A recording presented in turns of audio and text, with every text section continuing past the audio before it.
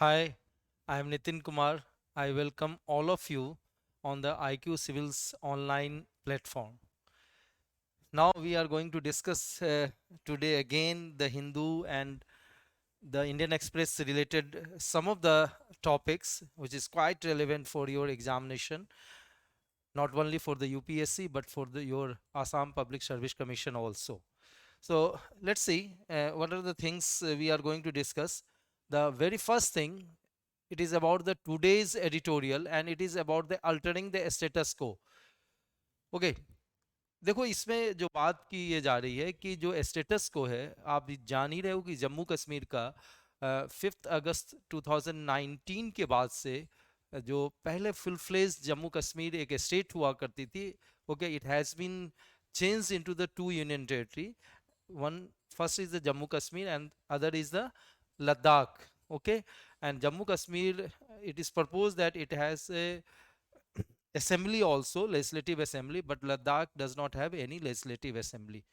So after 2019, now we are in 2023. तो ये जो स्टेटस को है, यथा स्थिति जिसे कहते हैं, उसमें बदलाव करने की बात की जा रही है, चेंजेस करने की बात की जा रही है. ये एडिटोरियल है और इस एडिटोरियल को आप और मैं आपके साथ डिस्कस करने जा रहा हूँ. ठीक है, I am going to discuss with you. So it is about restoring the popular rule and the statehood in Jammu Kashmir. Popular rule कहने का क्या मतलब है कि जो गवर्नमेंट चुन के आए और वो वहाँ पर क्या चलाए, शासन चलाए. Okay, once we have a elected government, certainly that the ruling dispensation is going to administer that particular Jammu Kashmir. Clear. दूसरा ये कहा गया कि इस मामले में सेंटर का स्टैंड क्या है, सेंटर का रुख क्या है. Clear. Unable to commit itself for a timeline. अब देखो ये लगातार 14 दिनों से क्या चल रही है कि जम्मू कश्मीर के आर्टिकल 370 के ऊपर जब उसको डी ऑपरेशनलाइज कर दिया गया, खत्म नहीं किया गया, डी ऑपरेशनलाइज कर दिया गया. 370 क्लॉज 1 अभी भी है. क्लियर. और वो कहीं ना कहीं जम्मू कश्मीर को इंटीग्रल पार्ट बनाता है. किसका? तो इंडियन यूनियन का. ठीक है. तो डी ऑपरेशनलाइज किया गया है, बाकी के जो धाराएं हैं उसको खत्म कर दी गई है आर्टिकल्स इसके अंदर. तो इसमें ये पूछा गया कि जब ये लगातार ही केस चल रही है और डीवाई चंद्रचूड़ जो हैं हमारे सीजेआई हैं, उन्होंने क्या किया है actually ask a question to the center's representative. Certainly the solic- solicitor general and additional solicitor general was there to represent the Union of India. Okay, and one question has been asked by the our CJI that you must give me the timeline. Okay, timeline for the uh, restoration of Jammu Kashmir as a state. तो जम्मू कश्मीर को state के रूप में कब आप restore करेंगे. और फिर कहा भी गया कि इट्स क्वाइट डिसअपॉइंटिंग यदि स्टेटहुड को अभी तक रिस्टोर नहीं किया गया है. क्लियर. अब देखिए इसमें है मुद्दा क्या, समझते हैं. तो कहा गया कि 4 साल हो चुके हैं, 4 years after the state status was downgraded to the UTs. इसमें क्या किया गया, यूटीज में बदल दिया गया. और जो जो कुछ अब यूनियन गवर्नमेंट कह रही है कि status of UT is a temporary and taking a step to make it complete state. Clear. कि भाई ऐसी कोशिश की जा रही है कि भाई इसको जम्मू कश्मीर को क्या बनाया जाए, फिर से कंप्लीट स्टेट बना दिया जाए. एंड यूटी की जो स्टेटस है जम्मू कश्मीर की वो टेम्पररी है, it's for a time being only, but already 4 years have lapse there. तो अब देखिए सुप्रीम कोर्ट के बेंच ने पूछा, clear, which is hearing the change challenge to the abrogation of the Jammu Kashmir special status under Article 370. तो Article 370 के तहत जो इसको स्पेशल स्टेटस मिली हुई थी, क्लियर, उसमें चेंजेस की गई और उसको चैलेंज किया गया सुप्रीम कोर्ट में. And supreme court was hearing that particular case and during the course of the hearing supreme court bench has asked this question कि about the timeline to return to the statehood, how much time you will take and what is going to be the end time by which you are going to return to the statehood, full-fledged statehood. Okay, solicitor general said that look, we are not in a position to give any timeline, and then the disappointment was showed by the supreme court. Clear. अब देखिए, it is true that the state has faced a disturbance for decades, but relevant question can it be still cited as a reason for delay in the restoration of the statehood. Clear? तो एक चीज आप ये ध्यान रखें कि चलिए ये मान लिया जाए कि डेकेड्स यहाँ पर डिस्टरबेंस चल रही है, लेकिन फिर भी जो रेलिवेंट क्वेश्चन है, क्लियर, कि भाई स्टेटहुड को रेस्टोर करने में, जबकि जम्मू कश्मीर के बारे में सेंट्रल गवर्नमेंट खुद कह रही है कि we are going to restore the statehood, तो why it is taking time? Clear, that is the relevant question.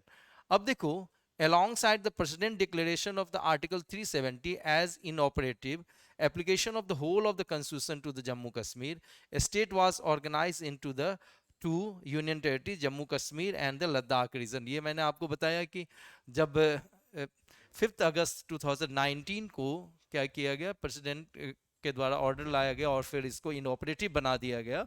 ठीक है, तो आर्टिकल 370 को, तो application of whole of the constitution,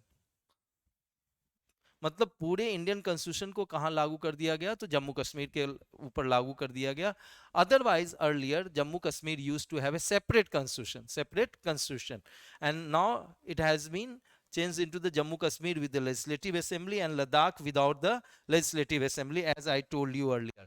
Okay, so now, what is the real situation right now? The center is saying that look, we are ready to hold panchayat election, municipal election, and assembly polls. Okay, and even the Election Commission of India and the State Election Commission will have to take soon call. Even work of updating the electoral laws is said to be nearing the completion. तो कहा यह जा रहा है कि election commission of India को और state election commission को कहीं ना कहीं क्या करने की जरूरत है, तो फैसला लेने की जरूरत है कि कब इलेक्शन करवाए जाएंगे. और एक चीज आप ध्यान रखें कि इलेक्शन को कंडक्ट करवाने के लिए what is most important, to have a electoral roll updated, and certainly they are about to complete the updation of the electoral rolls now. So given the government's claim, situation is quite normal. एक तरफ तो सरकार ये कह रही है, union government is saying that in Jammu Kashmir the situation is quite normal and substantial come down in the terrorism, infiltration and stone throwing. यानी कि कहा यह जा रहा है कि जम्मू कश्मीर के बारे में जो सेंट्रल गवर्नमेंट कह रही है कि भाई टेररिज्म की बात हो, इन्फिल्ट्रेशन की बात हो, स्टोन पेल्टिंग की बात हो, तो इसमें काफ़ी कमी आई है. तो फिर ये पूछा गया कि आखिर फिर इलेक्शन क्यों नहीं हो रहे? If everything is normal, why you are not holding the election? That was the relevant question posed by the Supreme Court before the R. Venkatramani and Tushar Mehta, that is the additional Solicitor General and Solicitor General. Okay. Now, however, picture of the normality portrayed by the government, अब सरकार जो normal चीज दिखा रही है, should not unlikely to influence the adjudication of the constitutional issue from the manner in which the abrogation of the special status was achieved. Clear? तो ये कहा जा रहा है कि भाई जिस ढंग से स्पेशल स्टेटस को खत्म किया गया, वो जो तरीका है उस पे जो सवाल उठाए गए हैं, और question has been raised, that is not going to be wrapped down and should not be wrapped down, okay, because you are saying that everything became the normal. यानी कि हर चीज नॉर्मल हो चुकी है, इसके आधार पे आप इस बड़े मुद्दे को खत्म नहीं कर सकते हैं या उसको अंडर द कारपेट नहीं कर सकते हैं कि हमने वहां पर नॉर्मलसी लाई है, वो मुद्दा बना रहेगा. Now you have to understand what is the reason, what is the reason and what is the main issue here. Okay, now try to understand. Just a minute. देखो, we have a constitution of India and article 356. Okay, it is related to the president rule. Clear? And we have a section 92, that is the governor's rule in Jammu and Kashmir. Clear? अब इसमें आप ये ध्यान देना कि ये it is under the Indian constitution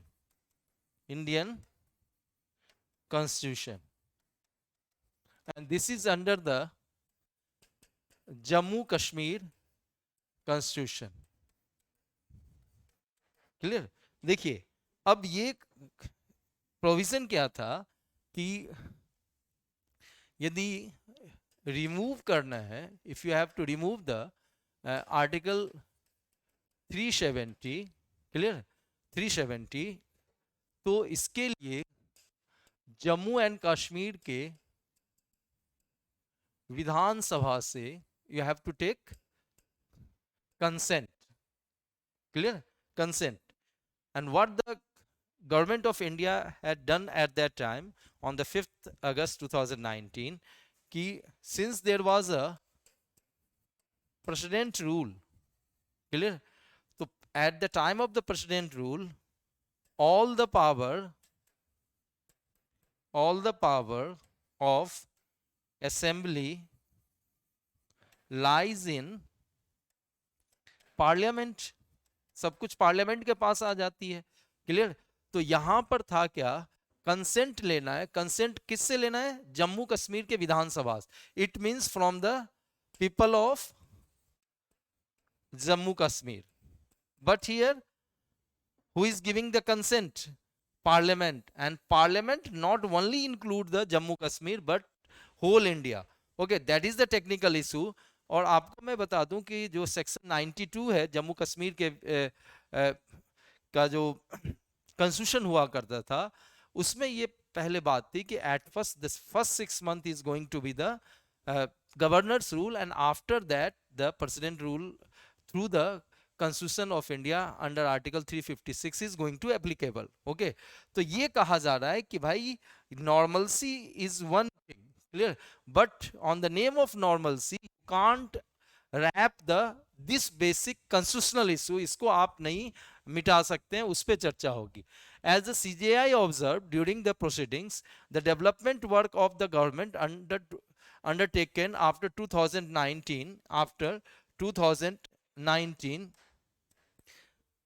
2019 not relevant to the constitutional challenge, clear। तो भाई आपने 2019 के बाद whatever development work you have done, that is altogether different issue, but constitutional issue is there and certainly we are going to pronounce the judgment on that. Now any positive change brought by the administration in the ground situation should not be pointed to the need for the early election, clear। अब देखो कि ये कहा जा रहा है कि भाई यदि ग्राउंड सिचुएशन अच्छी हो रही है, ठीक है, तो भाई जल्दी से इलेक्शन करवाए जाने चाहिए, रिस्टोरेशन ऑफ पॉपुलर गवर्नमेंट होनी चाहिए, स्टेटहुड होनी चाहिए, should not be used to demonstrate the correctness of the government action in 2019. So okay, if the situations are normal, then go for the early election, go for the restoration of the popular government, go for the statehood. Why you are using this as an argument to say that look, whatever we have done in the August 2019 was a right one, ठीक है, ये सही नहीं है, ठीक है, ये रखी गई बात। Now और ये जैसा कि मैंने बताया कि the hearing is going on for the last 14 days and quite rigorous. It actual the focus is on the constitutional and the historical issues. Okay, now ultimately determine the validity of the manner, मतलब किस ढंग से हटाया गया, इस पे क्या होगी, चर्चा होगी और इस पे फैसले सुनाए जाएंगे एंड कब इस यूनियन टेरिटरीज को फुल स्टेटहुड दिया जाए, that is the basic question the supreme court is hearing. Okay, now so next article I am going to discuss about, that is related to the economics, that is GS paper 3rd, clear। अब ये कहा जा रहा है कि inflation and monsoon pose fresh risk even as the residual state linger in the economy, यानी कि inflation और मॉनसून जो है वो तो है ही बनी हुई, ठीक है, इसके कारण से और ज़्यादा रिस्क है और बाकी की परेशानी तो इकोनॉमी के अंदर है ही, ठीक है। अब जीडीपी और जीवीए का जो डेटा है उसके हिसाब से है। इंडिया की इकोनॉमी की यदि बात की जाए तो जीडीपी और जीवीए के हिसाब से इसको क्या किया जाता है, मेजर किया जाता है। Now try to understand what is the gross value added. Whenever we are saying the gross value added, it is defined as the value of output less the value of intermediate consumption, यानी कि जब आप कोई product बनाते हो तो उसमें intermediate consumption होती है, उसके लिए रॉ मटेरियल जब आप यूज करते हैं, फाइनल प्रोडक्ट की वैल्यू में से उस इनपुट की वैल्यू को माइनस कर दें, that is the GVA. Clear. और जीवीए की यदि बात की जाए, at the basic price plus product taxes minus product subsidy. Clear. और ग्रॉस जीवीए की यदि बात की जाए, यानी कि सारे के सारे जीवीए को यदि आप जोड़ना चाह रहे हैं, और that is known as the GDP at the market price, यानी कि जीवीए के अंदर जब आप प्रोडक्ट टैक्स को जोड़ देते हो और सब्सिडी को माइनस कर देते हो, that is going to be the GDP at the market price. Okay. अब once you compare the GDP versus GVA, GDP is for the entire country, GDP is for the entire country, and GVA can for the sector specific, region specific। यानी कि जब आप GDP की बात करते हैं तो पूरे देश की होती है, यानी कि वन फाइनेंशियल ईयर में जितने गुड्स एंड सर्विसेज प्रोड्यूस किए गए उसकी कुछ मार्केट वैल्यू होगी, and that the in totality that market value is GDP at market price. Okay, that is one thing. But on the other hand, GVA can be sector specific. It can be for the industry, it can be for the service sector, it can be for the product sector. Okay, but GDP की यदि बात की जाए, includes both product as well as production taxes plus subsidy. Clear? लेकिन GVA में production tax और subsidy include नहीं की जाती है। क्लियर। देखो, सब्सिडी चूंकि गवर्नमेंट देती है तो उसको माइनस किया जाता है किससे? इनडायरेक्ट टैक्स से। That is clear to all of you I suppose now. तो ये बात की जा रही कि as far as India's economy is concern, it is measured by the GDP and GVA, and India's economy actually grew by 7.1% in the first quarter.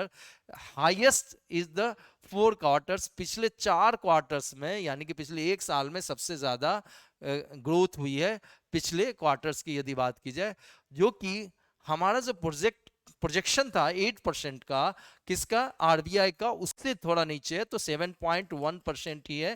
Clear. जो कि 8% it was projected by the RBI. Now so RBI's growth projection for the 2023-24 factors in a decline. Clear. अब देखो, in the uptick rate in each of the subsequent quarter culminating at the 5.7% in the final quarter. अब ये कहा जा रहा है कि देखो, the contrast is there. RBI was projecting 8% growth, but actual growth is 7.1% right now.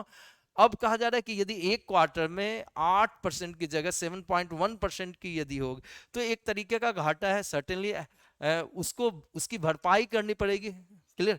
और वो अलग अलग क्वार्टर्स में होगा। क्लियर। तो ऐसा कहा जा रहा है the culmination will be the 5.7%। तो forget about the 8%। Right now in the last quarter 7.1%, but there is a gap here, and that gap is going to trickle down into the different quarters, and ultimately we will have a 5.7% growth rate in the final quarter. Clear. One will have to wait till October's meeting of the RBI Monetary Policy Committee. तो RBI की जो monetary policy committee की जो अक्टूबर में बैठक होगी उसके लिए हमें इंतजार करने की जरूरत है। ठीक है। और वहां पर चीजों को क्या किया जाएगा? एसेस किया जाएगा, मैथ्स को रीवर्क किया जाएगा। ठीक है। लेकिन दूसरी तरफ जब गवर्नमेंट के चीफ इकोनॉमिक एडवाइजर की बात की जाए, V Anantha Nageswaran, okay, these GDP numbers do not signal any discomfort. इन्होंने बोला कि ऐसी कोई दिक्कत नहीं है। ठीक है। गवर्नमेंट के लोग हैं तो गवर्नमेंट के पक्ष में बात कर रहे हैं। In hitting 6.5% mark of the full year, कि भाई 5.7% ये तो नहीं होगा। क्लियर। ऐसा नहीं होने जा रहा है। Actually we will hit the 6.5%। Okay. Now so India remain fastest growing major economy by comfortable margin. तो आज की तारीख में देखें तो सबसे जल्दी और तेजी से उभरती हुई अर्थव्यवस्था है भारत। क्लियर। और चाइना का देखें तो 6.3% rise in the same quarter facing A fresh slow down. तो चाइना के अंदर 6.3% की क्या होती है? गिरावट, मतलब ग्रोथ हुई है, जो कि एक स्लो डाउन कही जा सकती है। So months ahead could proved challenging. आगे आने वाला समय जो है वो थोड़ा सा चैलेंजिंग हो सकता है। Global headwinds that hit the goods export and manufacturing. ठीक है। देखो, हमारे देश में जो एक्सपोर्ट है गुड्स की और जो मैन्युफैक्चरिंग है वो डिक्लाइन पे गई है। क्यों? बिकॉज द ग्लोबल हेडविंड, कहने का मतलब ग्लोबल डिमांड नहीं है।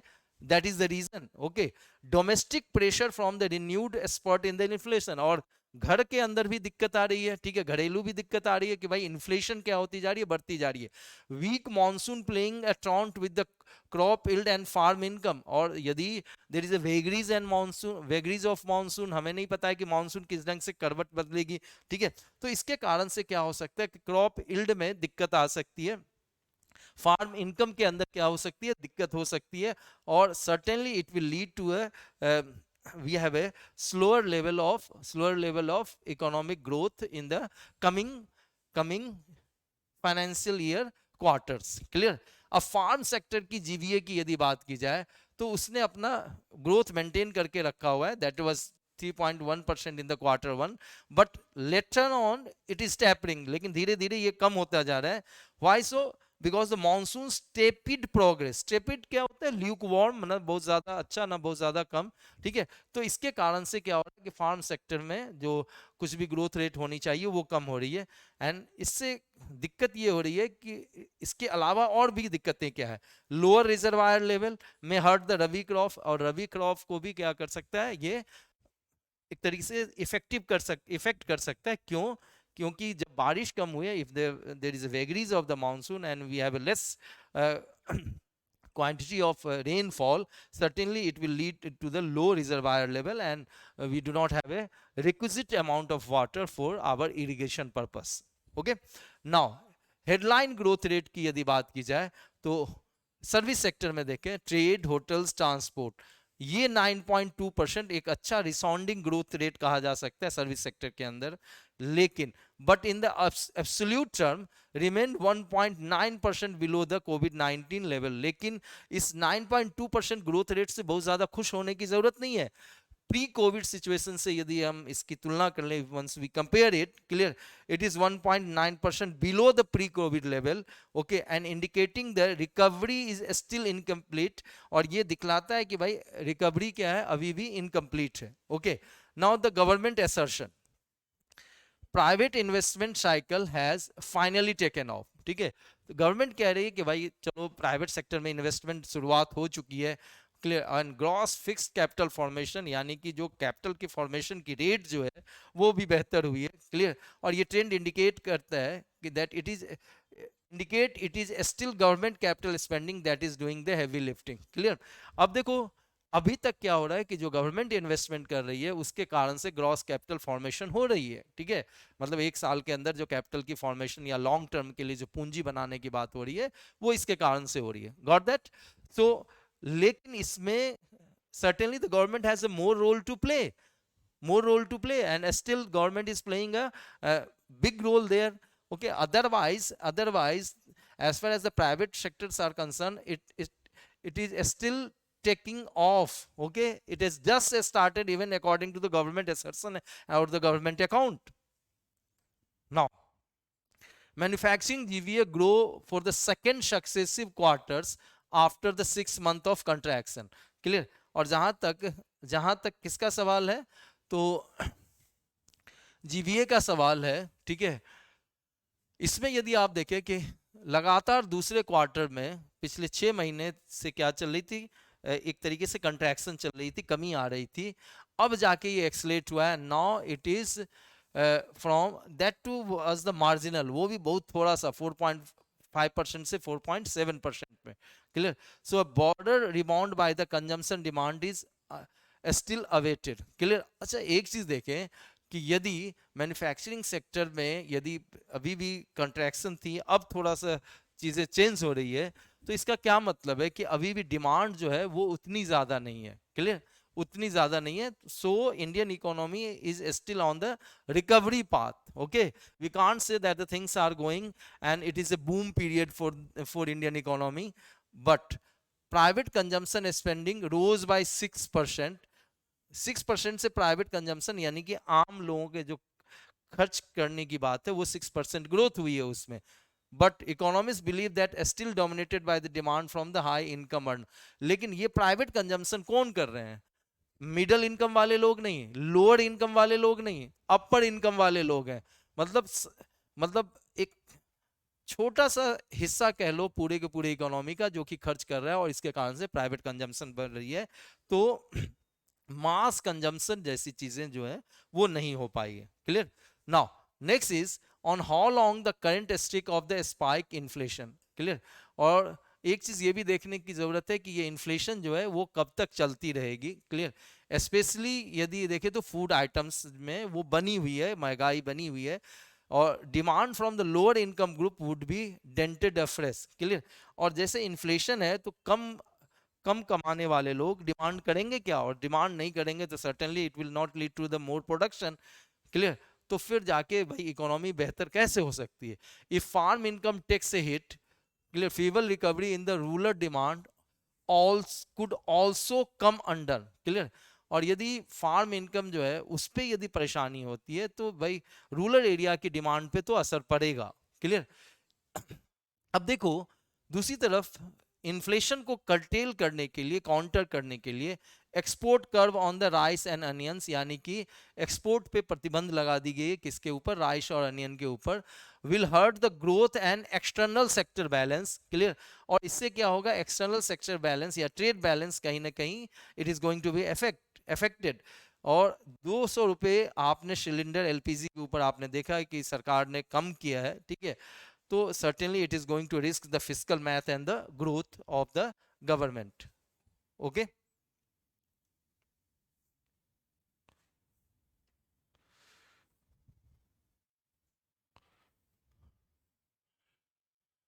Okay. Next, what I am taking up. Clear. देखो गवर्नमेंट ने स्पेशल सेशन बुलाई है किस चीज की, पार्लियामेंट की, लेटर दिस मंथ, एंड ये आपके सिलेबस से पीटी में इंडियन पॉलिटी गवर्नेंस कंस्टिट्यूशन से जुड़ा होगा, और मेंस एग्जामिनेशन के अंदर फिर से पार्लियामेंट और स्टेट लेजिस्लेचर के फंक्शनिंग से जुड़ा हुआ है। और ये जो न्यूज़ मैं आपके साथ एनालाइज कर रहा हूँ, it is related to the Indian Express. Okay. And so, what is the ongoing story? In a surprise announcement Tuesday, the government said a special session of parliament has been convened from September 18 to September 22, यानी कि special session parliament की बुलाई गई है कब से, 18 सितंबर से लेके 22 सितंबर। देखो इन जनरल क्या होता है कि there used to be 3 session of parliament every year. First is the budget session, second is the monsoon session, and third is the winter session. But government यदि चाहे तो स्पेशल सेशन भी बुला सकती है, और ऐसा ही स्पेशल सेशन बुलाया गया। It gave a reason for calling the season which would have a 5 sitting. Clear. और फ्रॉम 18 टू 22 सितंबर की यदि बात की जाए तो इस सेशन के अंदर कितने सिटिंग होंगे, 5 सिटिंग होंगे। There are going to be the 5 sitting there. Okay. Now there is a speculation in the BJP and the official circuit that the Modi government could go for a big ticket move like initiating the process of ushering into the simultaneous election in the country and the women's reservation. जैसा कि इस news में कहा जा रहा है कि certainly if the special session has been summoned by the President of India, uh, it is in all probability that the union government led by our beloved Prime Minister Mr. Modi, that they will go for the big ticket announcement, जैसे कि women's reservation bill लाई जा सकती है, सरकार is government is pushing one nation one election, ठीक है, मतलब पूरे देश में जो विधानसभा के जो इलेक्शन है वो किसके, लोकसभा के साथ करवाई जाए, इसके ऊपर सरकार जोर डाल रही है। ठीक है। Now you have to understand the session of parliament क्या होता है। देखो मैंने आपको बताया कि जो मेथोडोलॉजी होगी, मैंने छोटे छोटे क्वेश्चंस रख दिए हैं, इसके जवाब यदि आप देते हैं तो certainly you will have a good notes. Clear. तो देखो सेशन जो होती है, सेशन आर समन्ड बाय, ठीक है, sessions are summoned by president. Clear. President. Clear. And it is prorogue by president. Clear. यानी कि सेशन को बुलाया किसके द्वारा जाता है, प्रेसिडेंट के द्वारा, और उसको खत्म किसके द्वारा किया जाता है, तो प्रेसिडेंट के द्वारा। क्लियर। इन बिटवीन क्या होती है, सिटिंग होती है। क्लियर। नहीं, अलग अलग दिन की बैठक होती है। Clear. And it is by presiding officer. It is by presiding officer. And who is the presiding officer? Clear. In the case of Lok Sabha, it is a speaker. Clear. And in the case of Rajya Sabha, chairman of the Rajya Sabha, chairman of Rajya Sabha, clear, ये करेंगे। अब देखो इसी में आपको ये समझने की जरूरत है कि जब सेशन चल रही होती है तो सेशन कब से कब चलती है, ठीक है। उसके अंदर सिटिंग जो होती है 11 to 12, clear, that is going to be the question hour, और यहाँ पर प्रश्न पूछा जाता है किसके द्वारा, तो एमपीज के द्वारा, मिनिस्टर से। 12 to 1 it is going to be the, it is going to be the 0 hour, it is going to be the 0 hour, okay, and 12 to 1 every day it is going to be the lunch, okay. Now from 2 to 6 in the Lok Sabha we have a regular business जो agenda पे होती है, whatever be the on the agenda, and from 2 to 5 in the Raj Sabha we have a regular business, clear, regular business। अब एक चीज ध्यान देना कि प्रिजाइडिंग ऑफिसर क्या कर सकते हैं, एडजॉर्न कर सकते हैं, मतलब स्थगित कर सकते हैं, ठीक है, एडजॉर्न कर सकते हैं, और टाइम बता के भी, बाय टाइम को स्पेसिफाई करके, ठीक है, and it can be sine die, clear, sine die मतलब, क्लियर, इसमें समय नहीं बताया जाता है, no time is mention, clear, ये मोटे तौर से समझिए ब्रीफ में, क्लियर। अब देखो कि नेक्स्ट जो बारी आती है कि हमें आपको ये पता होना चाहिए कि स्पेशल सेशन जो पार्लियामेंट की बुलाई गई है, and it is for the preparation of the G20 summit also, clear, P20 actually parliament 20 की समिट। देखो G20 के अंदर बहुत सारे ऐसे फंक्शंस किए जाते हैं, समिट किए जाते हैं, इसमें जो पार्लियामेंट्री स्पीकर हैं G20 के कंट्री के, वो अक्टूबर के अंदर मिलेंगे, and certainly this special session is one of the you can say the practice session for that purpose, clear, a speaker from more than 30 countries have already confirmed their participation in the congregation, और इसमें 30 देशों से ज्यादा लोग मतलब देशों के वहां के पार्लियामेंट के जो स्पीकर हैं वो आएंगे। The Modi government last convened a special session on the June 30, 2017 to mark the roll out of the goods and services act, यानी कि गुड्स एंड सर्विसेज एक्ट की शुरुआत करने के लिए जून 30, 2017 को क्या लाई गई थी, स्पेशल सेशन लाई गई थी, क्लियर। और special sitting was convened by on the November 26, 2015 to pay the tribute to the constitution and the B.R. Ambedkar, ठीक है, और 26 नवंबर 2015 को लाई गई थी, और यहीं से कॉन्स्टिट्यूशन डे को सेलिब्रेट किया जाता है, उसी दिन से, ठीक है। अब ध्यान देना कि नवंबर 26 को, और चूंकि इसी दिन हमने अपने अपने जो कॉन्स्टिट्यूशन है उसको क्या किया था, अडॉप्ट किया था, क्लियर। तो दो यहाँ पर दिखते हैं एग्जाम्पल मोदी गवर्नमेंट के अंदर, 2015 में और 2017 में स्पेशल सेशन बुलाई गई थी। In 2002, the BJP-led NDA government got the Prevention of Terrorism Act, clear, POTA पास किया इस समय, ज्वाइंट सिटिंग को बुला के 2 हाउसेज का, clear, on the March 26, since the ruling alliance did not have a majority, क्योंकि रूलिंग अलायंस को मेजोरिटी नहीं थी और इसको पास करने में दिक्कत हो रही थी, so the joint sitting has been convened that time, and certainly the Rajya Sabha does not have a clear, at that time the government does not have a clear cut majority in the Rajya Sabha, clear। और एक बार midnight sitting भी बुलाई गई थी अगस्त 9, 1992 को, जिससे कि quit India movement जो 1942 में हुई थी उसके 50वें सालगिरह को, ओके, 50th एनिवर्सरी को सेलिब्रेट किया जाए, क्लियर। आपको ये पता होना चाहिए कि the period spanning between the prorogation of a house and the reassembly is called recess. Recess को हिंदी में क्या कहते हैं, अवकाश कहते हैं, ऐसे समझे, okay. The last day of the session, okay, after that it is a prorogation, and the first day of the session it is convened or summoned।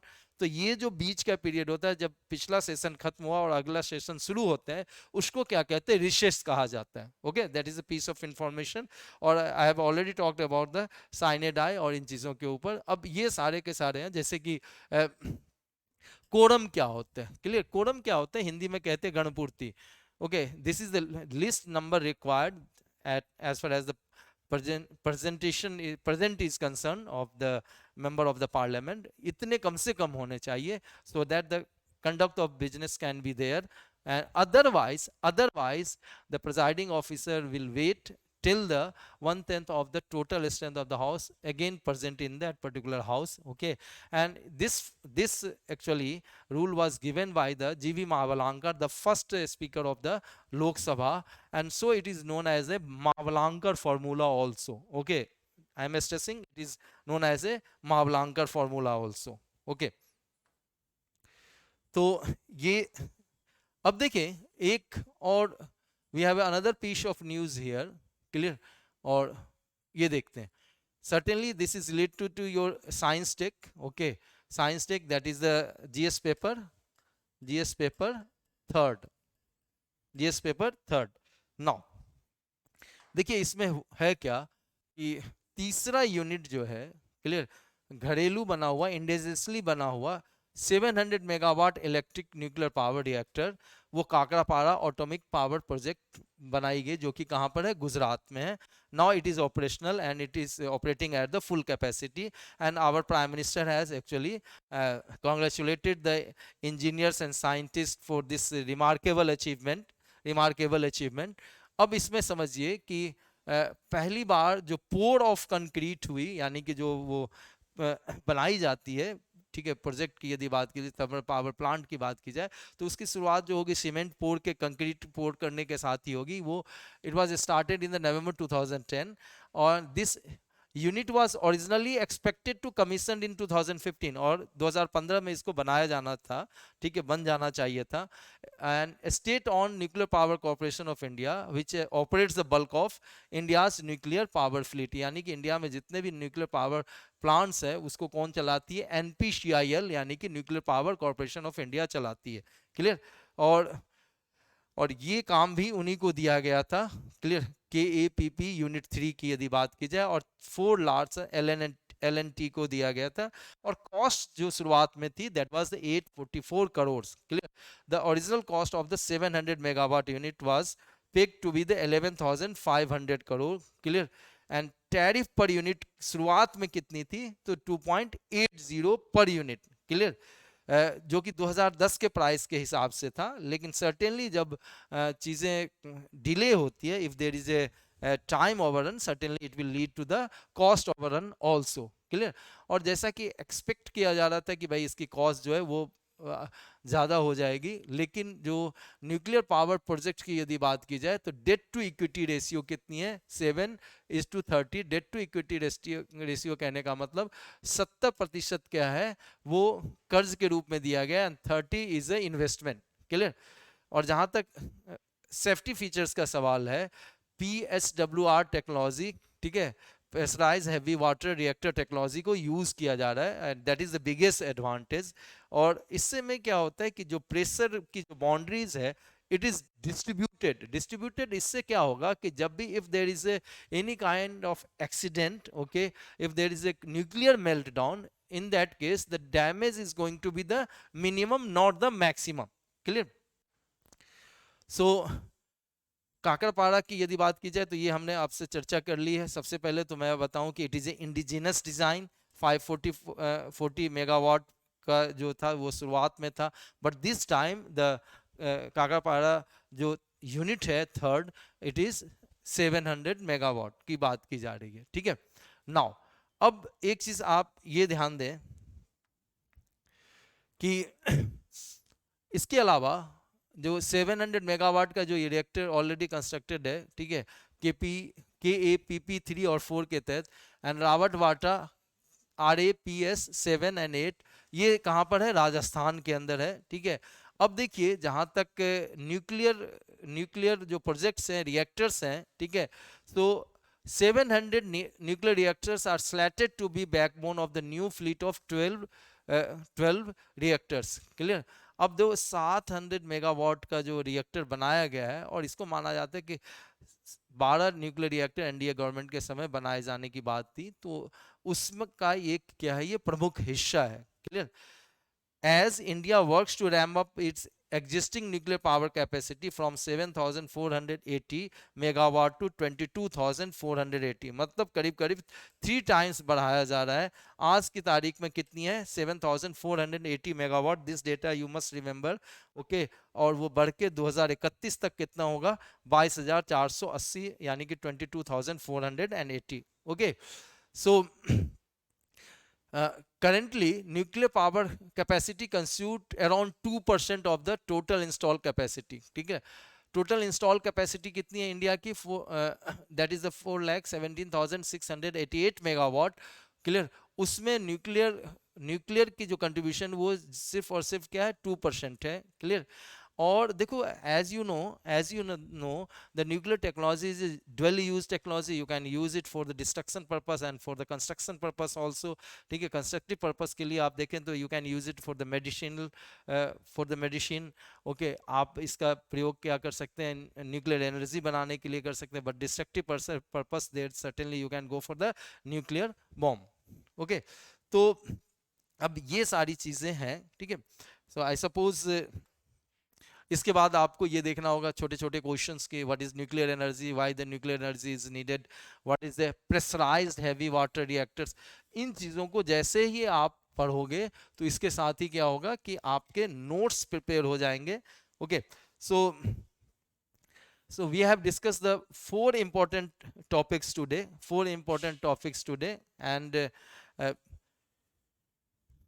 just a minute. Okay, and you can download the PDF of this class, okay, from the description section of the video, okay. That's all from my side, okay. I am Nitin Kumar signing off on the behalf of the IQ Civils online platform, okay. Take care, God bless all of you. I will meet you again tomorrow at the stipulated time. So keep watching, keep subscribing, okay. You must share this video with your colleagues there, your batchmates there. और यदि आपको ये अच्छा लगता हो तो आप comment ज़रूर दें, okay. And certainly your suggestions are also welcome. Take care, God bless all of you.